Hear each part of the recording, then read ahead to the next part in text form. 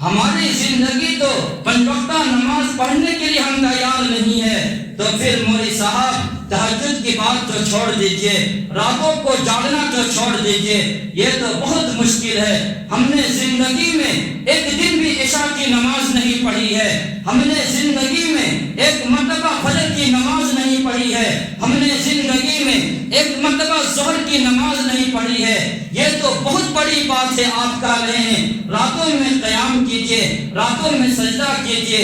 راتوں کو کہاں کریں گے سجدہ اور عبادت کریں گے؟ میری زندگی تو دن کے وقت عبادت میں نہیں گزری ہے، 5 وقتہ نمازی بن نہیں پائے ہیں، تو یہ تو بہت مشکل ہے اور یہ ہم سے ہو نہیں سکتا ہے۔ ساری رات سوشل میڈیا پہ غلاظت دیکھ سکتے ہیں، کوئی بات نہیں ہے، ہمیں رات میں نیند نہیں آتی ہے۔ رات کو 2 بجے سونے والا آج کا نوجوان ہے، صبح کی فجر کی نمازیں قضا کر رہا ہے، دندناتے پھر رہا ہے۔ یہ کوئی مشکل نہیں ہے۔ راتوں کو دیر سے سونے والا اور صبح کو 8 بجے اٹھتا ہے، کام کاج کرنے کے لیے جا سکتا ہے، آنکھیں کھل سکتی ہے، نماز فجر کے لیے آنکھیں نہیں کھل سکتی ہے، یہ کوئی مشکل نہیں ہے۔ ہم نے اپنی زندگی کو اس طرح بنا لیا ہے، راتوں کو جلدی سونے کی فکر ہمارے معاشرے سے ختم ہو گیا ہے، بلکہ راتوں رات کو جاگیں گے اور صبح دیر تک سونے کی عادت ہم نے بنا لی ہے۔ یہ پیغام کس نے دیا؟ یہ دستور عمل کس نے دیا؟ یہ بات کس نے بتا دی ہے؟ یہ سبق آپ کو کس نے پڑھا دیا ہے؟ اگر رات میں جلدی سویا جائے تو کیا صبح کو آنکھ نہیں کھلے گی؟ کیا صبح کے وقت قرآن کریم کا اہتمام ہم سے نہیں ہوگا؟ کیا صبح کے وقت ہم سے سورہ یاسین کی پابندی نہیں ہوگی؟ آج کتنے ایسے نوجوان ہوں گے، لوگ ہوں گے، اگر ہم ہاتھ اٹھانے کے لیے کہہ دیں کہ آج کتنے لوگ صبح فجر کی نماز کے بعد سورہ یاسین پڑھے ہیں، تو شاید کہ چند ہاتھ اٹھیں گے، بقیہ ہاتھ نہیں اٹھیں گے۔ مجھے معلوم ہے ہم اٹھانا نہیں چاہتے ہیں آپ لوگوں کے ہاتھ کو، لیکن کیا یہ بے شرمی نہیں ہے یا ہماری بے غیرتی نہیں ہے؟ ہم اس رب کا دیا ہوا نعمتوں کو کھا رہے ہیں، استعمال کر رہے ہیں، ساری چیزوں کو ہم ہمارے کرنے کے لیے وقت ہے، اور بہترین کتاب مقدس کتاب کو پڑھنے کے لیے ہمارے پاس وقت نہیں ہے، بلکہ اس سے بھی آگے بڑھ کر میں یہ بھی کہہ سکتا ہوں ایسے بھی معاشرے کے اندر نوجوان ہوں گے، لوگ ہوں گے جنہوں نے قرآن کریم پر کبھی ہاتھ بھی نہیں رکھا ہوگا، کبھی کھولا بھی نہیں ہوگا، پڑھنے کی تو دور کی بات ہے، کبھی قرآن کریم پر ہاتھ بھی نہیں رکھا ہوگا، محبت کی نگاہ سے دیکھا بھی نہیں ہوگا۔ کہاں ہم جی رہے ہیں؟ کہاں ہماری زندگی بسر ہو رہی ہے؟ کیا یہی ہے ہماری زندگی، ہماری لائف ہے، ہمارا اسلام ہے، ہمارا قرآن ہے، یہ ہم عمل کر رہے ہیں؟ تو والذین یبیتون لربہم سجدا وقیاما، اللہ کے نیک بندے وہ ہیں کہ جو راتوں میں سجدہ بھی کرتے ہیں، قیام بھی کرتے ہیں۔ آج بڑی دکھ کی بات ہے، ہماری راتیں جو ہے گندگی کے حوالے ہو گئی ہے، ہماری راتیں جو ہے وہ فلموں کی نظر ہو گئی ہے، ہماری راتیں جو ہے وہ سیریل کے حوالے ہو گئی ہے، ہماری راتیں جو ہے وہ غیر محرم سے بات کرنے میں گزر گئی ہے، ہماری راتیں جو ہے وہ پوری رات موبائل کے اندر چیٹنگ کرنے پر گزر رہی ہے۔ کہاں ہیں آپ؟ کہاں ہیں ہم کہ کیا ہماری زندگی یہی ہے؟ کیا قرآن کی تعلیم یہی ہے؟ ہمارے الحمدللہ رب العالمین والعاقبۃ للمتقین والصلاة والسلام علی رسولہ الکریم، اما بعد فاعوذ باللہ من الشیطان الرجیم، بسم اللہ الرحمن الرحیم۔ وعباد الرحمن الذين يمشون على الأرض هونا وإذا خاطبهم الجاهلون قالوا سلاما والذين يبيتون لربهم سجدا وقياما والذين يقولون ربنا اصرف عنا عذاب جهنم إن عذابها كان غراما إنها ساءت مستقرا ومقاما۔ اللهم صل على محمد وعلى آل محمد محمد كما صليت على إبراهيم وعلى آل إبراهيم إنك حميد مجيد اللهم بارك على محمد وعلى آل محمد كما باركت على إبراهيم وعلى آل إبراهيم إنك حميد مجيد سامعین محترم، عزیز ساتھیو، بزرگوں، قرآن کریم کی چند آیات آپ کے سامنے رکھی ہے۔ قرآن کریم کی آیات کے تعلق سے چند باتیں آپ کے سامنے رکھیں گے۔ آپ ان آیتوں کو سن کر اس پر عمل کرنے کی نیت اور ارادے سے بیٹھیں۔ قرآن کریم ایک ایسی کتاب ہے جو انسان کی رہبری کے لیے، رہنمائی کے لیے، ہدایت کے لیے اتاری گئی ہے۔ قرآن کریم جس قوم کے پاس ہو، جس گاؤں والے کے پاس ہو، جس معاشرے میں قرآن ہو، جس گھر میں قرآن ہو، جس خاندان میں قرآن موجود ہو، اور پھر اس پر عمل نہ کرے، اسے نہ پڑھے، تو یہ بڑی ہی بدقسمتی کی بات ہے۔ قرآن کریم کو انسان اگر پڑھے اور غور و فکر کرے تو قرآن کریم سے انسانوں کو رہنمائی ملتی ہے، ہدایت ملتی ہے۔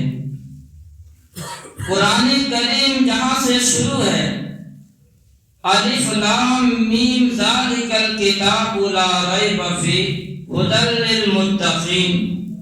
ھدی للمتقین، یہ ہدایت کی کتاب ہے متقیوں کے لیے۔ اس سے معلوم یہ ہوا کہ قرآن کریم ہدایت کی بھی کتاب ہے۔ جس قوم نے بھی قرآن کریم کو اپنایا، قرآن کریم کو زندگی میں لانے کی کوشش کی، اس کی زندگی کامیاب رہی۔ وہ انسان دنیا میں بھی سرخ رو رہا اور آخرت میں بھی کامیابی کے وہ قدم چومے گا۔ قرآن کریم کی آیت جو میں نے تلاوت کی ہے، وَعِبَادُ الرَّحْمَنِ الَّذِينَ يَمْشُونَ عَلَى الْأَرْضِ هَوْنًا، رحمان کے بندے وہ ہیں جو راستے میں چلتے ہیں، زمین میں چلتے ہیں تو عاجزی کے ساتھ چلتے ہیں، تواضع کے ساتھ چلتے ہیں، اکڑ کر کے نہیں چلتے ہیں۔ رحمان اللہ تعالیٰ کی ایک صفت ہے، اور یہاں مراد یہ ہے اللہ کے نیک بندے کون ہیں، اللہ کے نیک بندے کی صفات کیا ہے، اللہ کے نیک بندے کنہیں کہتے ہیں؟ تو قرآن کریم نے بیان فرمایا کہ نیک بندے وہ ہے، سب سے پہلی صفت یہ ہے کہ جو زمین میں چلتے ہیں تو عاجزی کے ساتھ چلتے ہیں، تکبر کے ساتھ اطراء کر کے نہیں چلتے ہیں۔ اگر آپ اس آیت پر دھیان دیں گے تو اس سے بے شمار مسائل کا علم آپ کو ہوگا، اور بہت ساری چیزیں جو ایک انسان کی ضرورت کی چیز ہے وہ آپ کو ملے گی اس آیت کریمہ سے۔ راستے میں چلنے کے لیے اللہ نے حکم دیا عاجزی کے ساتھ چلا جائے۔ اب ہم قرآن کریم کو سامنے رکھ کر کے معاشرے کا جائزہ لیتے ہیں۔ آیا معاشرے کا ہر فرد، معاشرے کا ہر آدمی، معاشرے کا ہر نوجوان، مسلمان ہو یا کوئی اور ہو، مرد ہو یا خواتین ہو، بوڑھے بزرگ ہو یا بچے ہو، کیا اس آیت پر عمل ہے؟ کیا ہم جب زمین پر چلتے ہیں تو عاجزی ہوتی ہے، نرمی کے ساتھ چلتے ہیں؟ جی نہیں، اس آیت کریمہ پر عمل نہیں ہے، اس لیے کہ آج معاشرے کا نوجوان ہو یا معاشرے کا افراد ہو، جو بھی چلتا ہے اکڑ کر کے چلتا ہے، بٹن کھول کر کے چلتا ہے، مستی مار کر کے چلتا ہے، بڑے بڑے بال رکھ کر کے چلتا ہے، اور یہ سمجھتا ہے کہ شاید کہ میں اسلام کو ماننے والا ہوں، شاید کہ میں قرآن کریم کو ماننے والا ہوں، لیکن نہیں، اس آیت پر عمل نہیں ہے۔ جب انسان جب زمین پر چلے تو چلنے کی عادت یہ ہونی چاہیے۔ قرآن یہ بتاتا ہے، قرآن کی آیات یہ تعلیم دیتی ہے، جب تم زمین پر اپنے قدم رکھو تو نرمی کے ساتھ چلو، پیار و محبت کے ساتھ چلو، اس انداز سے چلو کہ واقعتاً چلنے کا انداز ہونا چاہیے۔ سرور دو عالم جناب رسول اللہ صلی اللہ علیہ وسلم جب آپ چلتے تھے، آپ کا چلنے کا انداز کیسا تھا؟ آپ کی رفتار کیسی تھی؟ آپ کے چال میں بالکل نرمی ہوتی تھی، نہ زیادہ تیز چلنا نہ زیادہ آہستہ چلنا، بلکہ ایک میانہ روی اعتدال کے ساتھ آپ زمین پر چلتے تھے۔ انسان یہ سمجھتا ہے کہ زمین میں اکڑ کر چلنے سے شاید کہ میری بڑائی ہو، شاید کہ معاشرے کا آدمی ہمیں اچھا سمجھے، لیکن انسان کتنا بھی اکڑ کر کے زمین پر چل لے، قرآن کریم کہتا ہے وَلَا تَمْشِ فِي الْأَرْضِ مَرَحًا، زمین میں اکڑ کر کے مت چلو، إِنَّكَ لَن تَخْرِقَ الْأَرْضَ وَلَن تَبْلُغَ الْجِبَالَ طُولًا، تم زمین پر اکڑ کر چلتے ہو، شاید کہ تم پہاڑوں کی بلندی تک پہنچ جاؤ، زمین کو تم پھاڑ دو گے، یہ ایسا نہیں ہوگا۔ جب ایسا نہیں ہوگا تو پھر انسان اکڑ کر کے کیوں چلتا ہے؟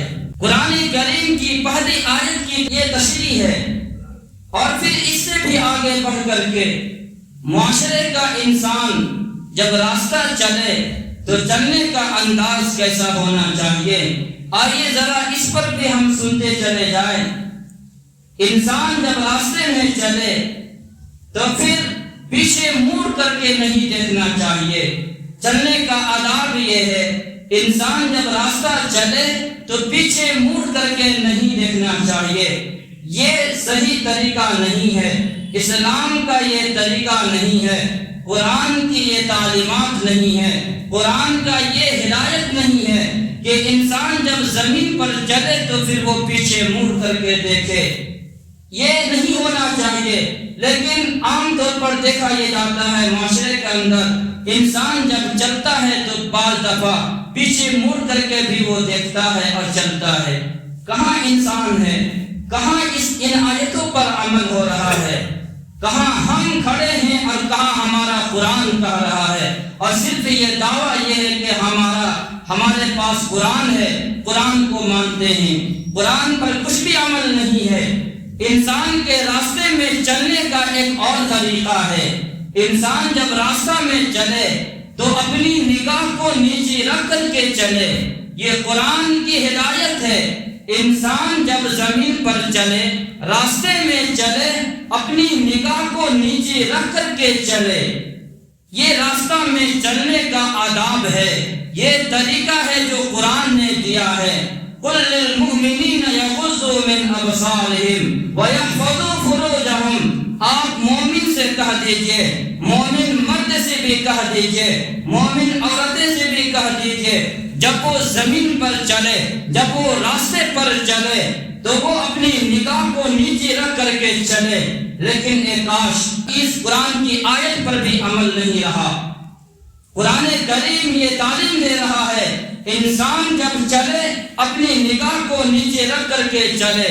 جتنے بھی جرائم اور کرائم اس دنیا کے اندر ہو رہے ہیں اور زنا جو معاشرے کے اندر سب سے زیادہ پھیل رہا ہے، وجہ اس کی یہ ہے انسانوں کی آنکھیں حیادار نہیں رہی ہے، بے شرم بن چکی ہے، آنکھیں کے اندر وہ شرم وہ حیا نہیں ہے، وہ پاکیزگی نہیں ہے جو آنکھ کے اندر حیا ہونی چاہیے۔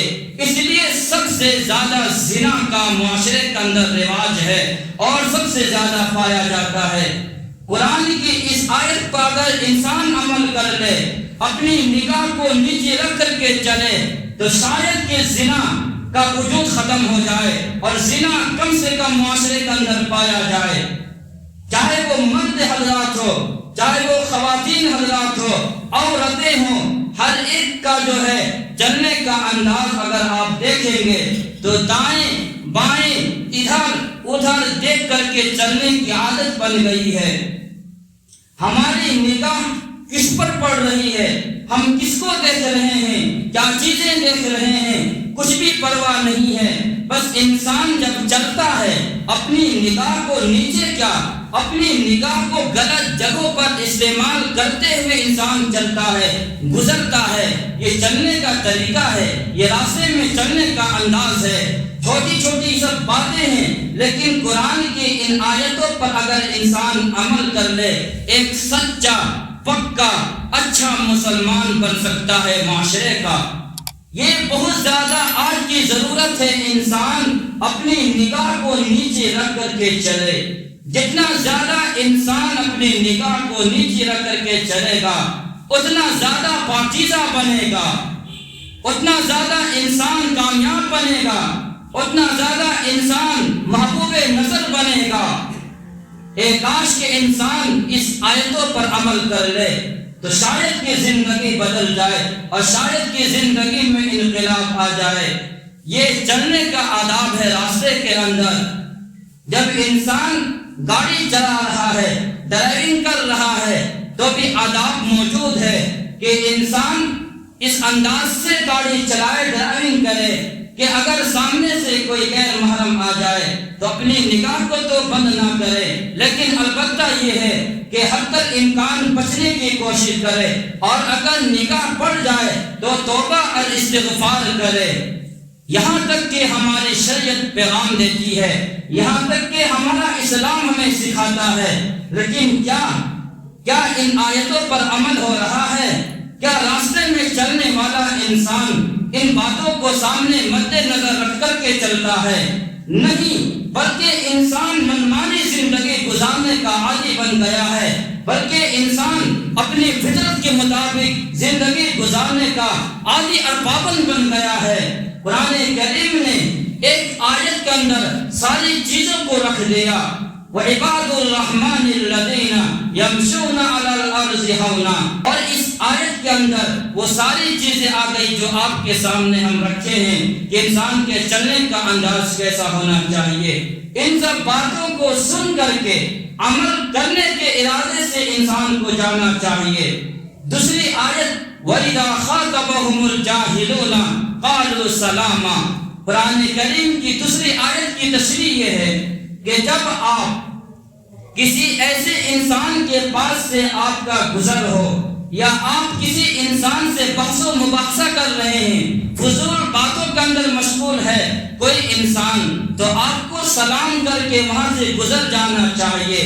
بیکار قسم کی مجلسوں میں، بیکار قسم کی محفلوں میں، بیکار قسم کی اڈا بازیوں کے اندر اگر آپ وہاں دیکھیں لوگوں کو اس طریقے سے کر رہے ہیں تو قرآن کی تعلیم یہ ہے، قرآن کا پیغام یہ ہے وَإِذَا خَاطَبَهُمُ الْجَاهِلُونَ قَالُوا سَلَامًا، آپ انہیں نرمی کے ساتھ سمجھاتے ہوئے وہاں سے گزر جائیے کہ میرا یہ کام نہیں ہے، ایک قرآن کی تعلیم یہ نہیں ہے، میں تم سے گالی گلوچ نہیں کر سکتا ہوں، میں تم سے لڑ نہیں سکتا ہوں، میں تم سے اپنی زندگی برباد نہیں کرنا چاہتا ہوں. کیا اس پر عمل ہو رہا ہے؟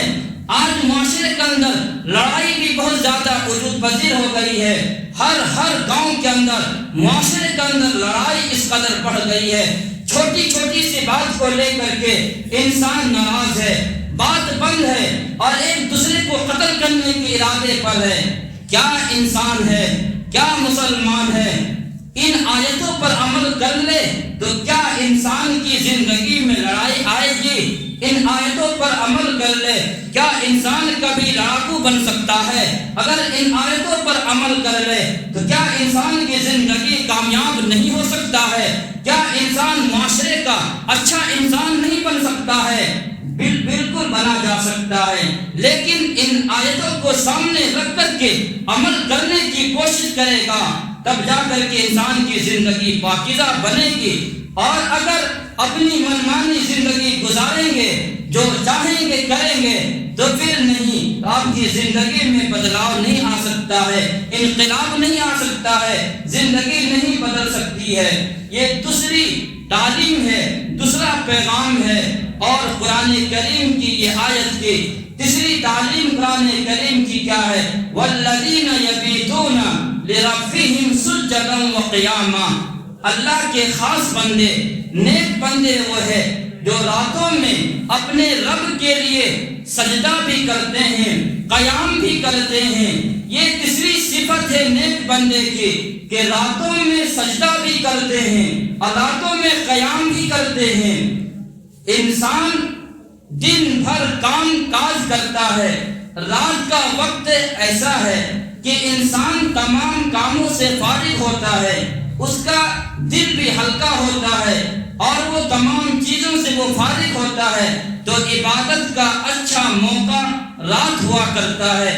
رات میں عبادت کرنے سے عبادت کے اندر لطف آتا ہے، عبادت کے اندر مزہ آتا ہے۔ اور راتوں میں انسان دن بھر میں جو برائی کی ہے، جو نیکی کی ہے، جو گندے کام کیے ہیں، جو اچھے کام کیے ہیں، راتوں میں سوچنے کا وقت ملتا ہے، اپنے دل کو ٹٹولنے کا وقت ملتا ہے۔ اس لیے رات کا وقت عبادت کے لیے بہت شاندار بنائی گئی ہے۔ انسان رات کا کچھ وقت عبادت کرنے کے لیے بنانے کی فکر کرنا چاہیے۔ اللہ کے نیک بندے وہ ہے جو سجدہ بھی کرتے ہیں، قیام بھی کرتے ہیں۔ ان آیتوں پر بھی ہمارا عمل نہیں ہے۔ ہماری زندگی تو پنج وقتہ نماز پڑھنے کے لیے ہم تیار نہیں ہے، تو پھر مولوی صاحب تہجد کی بات تو چھوڑ دیجئے، راتوں کو جاگنا تو چھوڑ دیجئے، یہ تو بہت مشکل ہے۔ ہم نے زندگی میں ایک دن بھی عشاء کی نماز نہیں پڑھی ہے، ہم نے زندگی میں ایک مرتبہ فجر کی نماز نہیں پڑھی ہے، ہم نے زندگی میں ایک مرتبہ ظہر کی نماز نہیں پڑھی ہے۔ یہ تو بہت بڑی بات ہے۔ آپ کہہ رہے ہیں راتوں میں قیام کیجئے، راتوں میں سجدہ کیجئے، راتوں کو کہاں کریں گے سجدہ اور عبادت کریں گے؟ میری زندگی تو دن کے وقت عبادت میں نہیں گزری ہے، پنج وقتہ نماز ہم نمازی بن نہیں پائے ہیں، تو یہ تو بہت مشکل ہے اور یہ ہم سے ہو نہیں سکتا ہے۔ ساری رات سوشل میڈیا پہ غلاظت دیکھ سکتے ہیں، کوئی بات نہیں ہے۔ ہمیں رات میں نیند نہیں آتی ہے۔ رات کو 2 بجے سونے والا آج کا نوجوان ہے، صبح کی فجر کی نمازیں قضا کر رہا ہے، دندناتے پھر رہا ہے۔ یہ کوئی مشکل نہیں ہے۔ راتوں کو دیر سے سونے والا اور صبح کو 7-8 بجے اٹھتا ہے، کام کاج کرنے کے لیے جا سکتا ہے، آنکھیں کھل سکتی ہے، نماز فجر کے لیے آنکھیں نہیں کھل سکتی ہے۔ یہ کوئی مشکل نہیں ہے۔ ہم نے اپنی زندگی کو اس طرح بنا لیا ہے، راتوں کو جلدی سونے کی فکر ہمارے معاشرے سے ختم ہو گیا ہے، بلکہ راتوں رات کو جاگیں گے اور صبح دیر تک سونے کی عادت ہم نے بنا لی ہے۔ یہ پیغام کس نے دیا؟ یہ دستور عمل کس نے دیا؟ یہ بات کس نے بتا دی ہے؟ یہ سبق آپ کو کس نے پڑھا دیا ہے؟ اگر رات میں جلدی سویا جائے تو کیا صبح کو آنکھ نہیں کھلے گی؟ کیا صبح کے وقت قرآن کریم کا اہتمام ہم سے نہیں ہوگا؟ کیا صبح کے وقت ہم سے سورہ یاسین کی پابندی نہیں ہوگی؟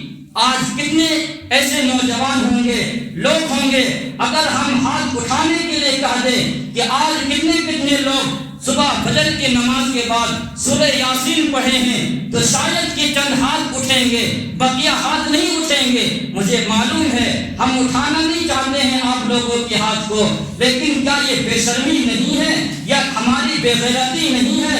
ہم اس رب کا دیا ہوا نعمتوں کو کھا رہے ہیں، استعمال کر رہے ہیں، ساری چیزوں کو ہم ہمارے کرنے کے لیے وقت ہے، اور بہترین کتاب مقدس کتاب کو پڑھنے کے لیے ہمارے پاس وقت نہیں ہے۔ بلکہ اس سے بھی آگے بڑھ کر میں یہ بھی کہہ سکتا ہوں، ایسے بھی معاشرے کے اندر نوجوان ہوں گے، لوگ ہوں گے جنہوں نے قرآن کریم پر کبھی ہاتھ بھی نہیں رکھا ہوگا، کبھی کھولا بھی نہیں ہوگا، پڑھنے کی تو دور کی بات ہے، کبھی قرآن کریم پر ہاتھ بھی نہیں رکھا ہوگا، محبت کی نگاہ سے دیکھا بھی نہیں ہوگا۔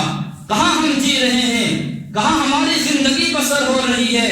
کیا یہی ہے ہماری زندگی، ہماری لائف ہے، ہمارا اسلام ہے، ہمارا قرآن ہے، یہ ہم عمل کر رہے ہیں؟ تو والذین یبیتون لربہم سجدا وقیاما، اللہ کے نیک بندے وہ ہیں کہ جو راتوں میں سجدہ بھی کرتے ہیں، قیام بھی کرتے ہیں۔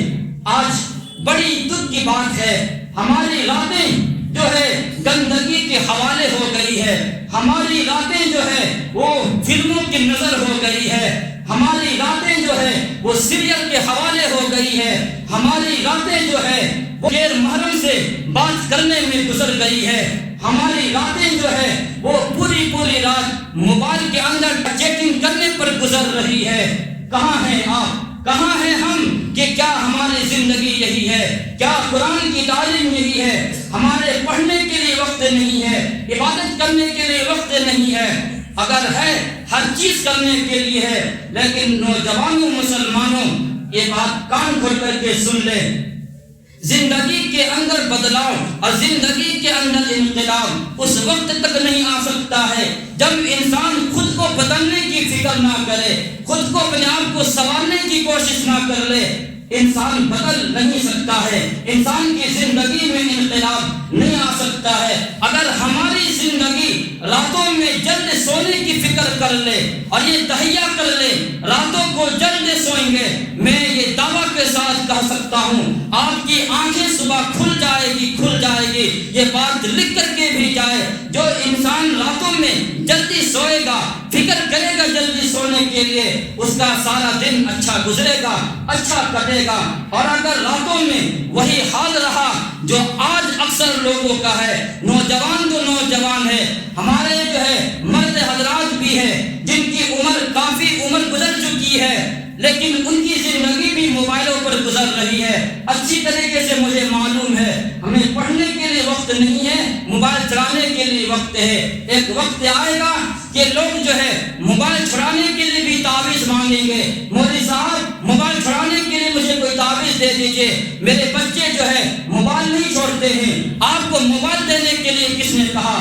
چھوٹے چھوٹے بچوں کے ہاتھوں میں بھی موبائل آ گیا ہے جن کی عمر جو ہے کافی بڑی نہیں ہے، 8 سال 10 سال 15 سال کے لڑکوں کے ہاتھ میں، لڑکیوں کے ہاتھ میں موبائل کس نے دیا ہے؟ ان کی کون سی ضرورت ہے موبائل دینے کی؟ ساری خرابیاں برائیاں اسی سے پیدا ہو رہی ہے اور پھر کہا جاتا ہے معاشرہ ہمارا گندا ہو گیا ہے اور ہمارا نوجوان جو ہے گیموں کے اندر مبتلا ہے، پبجی گیم کھیل کھیل کر پاگل ہو رہے ہیں، عقلوں کو خراب کر رہے ہیں، دماغ کے توازن کو کھو گئے ہیں۔ کہاں ہیں آپ؟ اس کو ہلکا لیتے ہیں۔ پبجی گیم کھیلنے والوں کا انجام آپ نے نہیں سنا، لاہور کا واقعہ ہے، میں اس کو بھی آپ کو سنا دوں۔ چند دنوں کی بات ہے، چند مہینے کی بات ہے، ایک شخص کے یہاں تین لڑکی ایک لڑکے تھے، چنانچہ اس کی ماں والدہ ڈاکٹر تھی، وہ اس نے اپنے ایک بچہ کو جو پبجی گیم کھیلنے کا عادی تھا، اس نے اسے ڈانٹ ڈپٹ کر دی، شروع کر دی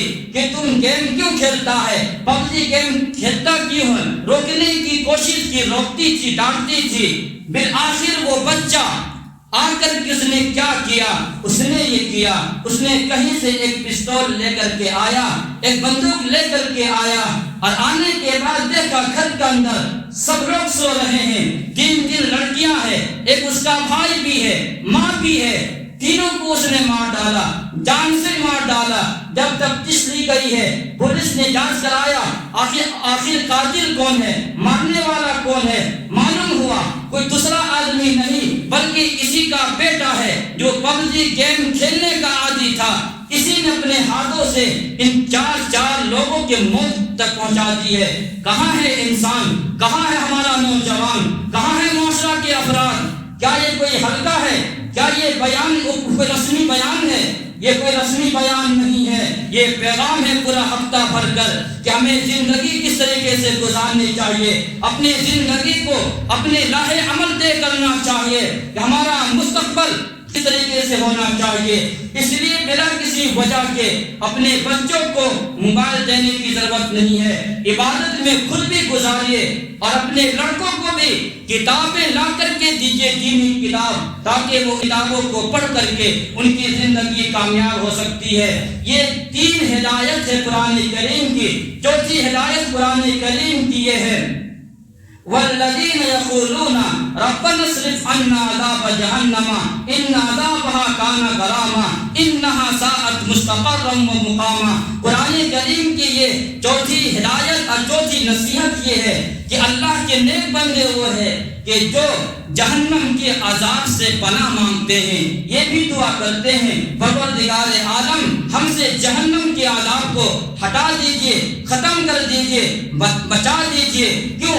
انہا ساعت، اس لیے کہ جہنم کا عذاب یہ چمٹنے والا ہے، ہلاک کرنے والا ہے۔ انہا ساعت مستقرا و مقاما، جہنم بڑا برا ٹھکانہ ہے، جہنم بری قیام گاہ ہے۔ جہنم کا حال تو یہ ہے کہ بہت عجیب و غریب چیز ہے۔ یہ نیک بندے یہ دعا بھی کرتے ہیں کہ پروردگار عالم ہمیں جہنم سے بچا دیجئے۔ آیت پر بھی معاشرے کے لوگوں کا عمل نہیں ہے۔ کتنے لوگ ہیں جنہیں جہنم سے ڈر ہے، جنہیں خوف آخرت ہے کہ ہمیں مرنا بھی ہے، ہمیں دنیا کو چھوڑنا بھی ہے۔ انسان یہ سمجھتا ہے کہ یہ سب فالتو کی باتیں ہیں، کوئی جہنم نہیں ہے، نعوذ باللہ، کوئی جنت نہیں ہے، کہ جب مریں گے تو دیکھا جائے گا، مریں گے تو دیکھا نہیں جائے گا، بلکہ ابھی سے تمہیں معلوم ہو جائے گا، جہنم کے اندازے کا علم ہو جائے گا۔ جہنم وہ ایسی چیز ہے جہاں کے اژدہے، جہاں کے سانپ اور بچھو اور جہاں کے انسانوں کو جب انسان پانی مانگے گا تو پھر اسے جو ہے وہ پیپ ملے گا، رات ملے گا اسے پینے کے لیے۔ بہت عجیب و غریب چیز جہنم ہے۔ انسانوں کی زندگی میں جہنم کی پناہ مانگتے رہنا چاہیے، دعاؤں کے اندر اس کی بھی کثرت کرنی چاہیے۔ تو اللہ کے نیک بندوں کی 4 صفات کو آپ کے سامنے رکھے ہیں۔ چاروں صفات کو اگر انسان اب اپنی زندگی میں لے آئے، انشاءاللہ امید کی جا سکتی ہے کہ انسان کی زندگی میں کامیابی آ جائے گی، اور ہمارا معاشرے کا ہر فرد، ہر نوجوان، ہر مسلمان پاکیزہ بن سکتا ہے، اچھا اور بہتر بن سکتا ہے۔ پہلی نصیحت یہ تھی، پہلی ہدایات یہ تھی، جب انسان راستے پر چلے تو پھر عاجزی کے ساتھ چلے، انکساری کے ساتھ چلے۔ ایک بات میں یہاں یہ بھی کہہ دوں، نوجوان ایسے بھی ہے، ہر جگہ کے اندر ہے کہ ٹھیک اسکول کے وقت جو ہے نوجوان لڑکے سڑکوں پر کھڑا رہتے ہیں۔ ان نوجوان لڑکیوں کو، ان بچیوں کو، گاؤں کی بچیوں کو دیکھنے کے لیے اکثر نوجوان لوگ جو ہے سڑکوں پر راستوں میں کھڑے ہو جاتے ہیں۔ کیا ایسا ہے یا نہیں ہے؟ آپ ذرا اپنے سے سوچ کر کے بولیے، کیا ہمارے معاشرے کا نوجوان، ہمارے معاشرے کا فرد ایسا کرتے ہیں یا نہیں کرتے ہیں کہ ٹھیک چھٹی کے وقت یا اسکول جانے کے وقت، آنے کے وقت نگاہ دوڑاتے ہیں یا نہیں دوڑاتے ہیں؟ آپ ذرا خود ہی فیصلہ کر لیں۔ یہ ہمارا حال ہے، یہ مسلمانوں کا حال ہے۔ پھر کہتے ہیں ہر جگہ شور ہے، برپا ہے، ہماری پستی ہے، ہم مر گئے، مٹ گئے، تباہ ہو گئے، برباد ہو گئے۔ اس کا کوئی کارن نہیں ہے، اس کا جو ہے کارن ہم اور آپ ہے۔ جس گاؤں میں، جس معاشرے کے اندر قرآن جیسی کتاب موجود ہو، ہدایت کے لیے قرآن موجود ہو، پھر بھی اس پر عمل نہ کر کے اپنی منمانی زندگی بسر کرے تو پھر آپ کو کوئی نہیں بچا سکتا ہے تباہی سے اور بربادی سے۔ اس لیے آج یہ عہد کر کے اٹھنا ہے، اپنی زندگی میں راستے میں ہم چلے اس انداز سے چلے، ہماری نگاہ بالکل نیچی رہے، ادھر ادھر ٹانگ جھانک بالکل نہ ہو، اور جب جہاں پر دیکھے لڑائی جھگڑے دیکھے اور فضول بات دیکھے وہاں سے کٹ کر کے ہٹ جانا ہے، وہاں سے کنارہ کش ہو جانا ہے۔ 2 نصیحت ہے۔ تیسری نصیحت یہ ہے، راتوں کو کچھ وقت عبادت کے لیے اپنے آپ کو خاص کرنا ہے۔ کچھ وقت انسان نکال لے، 5-10 منٹ نکال لے، تہجد کا اہتمام کر لے، راتوں میں جاگنے کا اہتمام کر لے۔ کچھ دنوں کے بعد، کچھ مہینے کے بعد رمضان المبارک کا مہینہ شروع ہوگا، انسان رمضان میں کیا جاگے گا؟ جب آج سے ہی مشق نہیں کرے گا تو پھر آج سے ہی آئیے عہد کرتے ہیں انشاءاللہ رات کا کچھ وقت جو ہے خالی کریں گے عبادت کے لیے، اور اس میں اللہ رب العالمین سے اپنے دعا بھی کریں گے، برے معاشرہ کے لیے، بستی کے لیے، اپنے آپ کے لیے، جو لوگ دنیا سے گئے ہیں تمام لوگوں کے لیے دعا بھی کریں گے، عبادت بھی کریں گے۔